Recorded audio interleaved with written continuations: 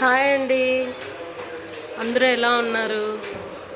ఈరోజు మా ఇంట్లో లంచ్ స్పెషల్ అన్నం, ఎర్రగడ్డ కారం, చింతాకు పప్పు, చింత చిగురు పప్పు, కోడిగుడ్లు, ఉడకపెట్టిన కోడిగుడ్లు అంతే.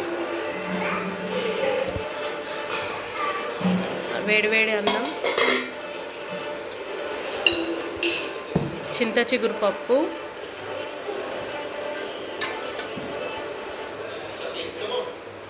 ఎర్రగడ్డ కారం,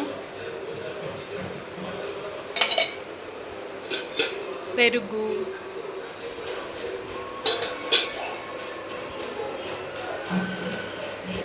ఇంకా ఎగ్స్ అంతే.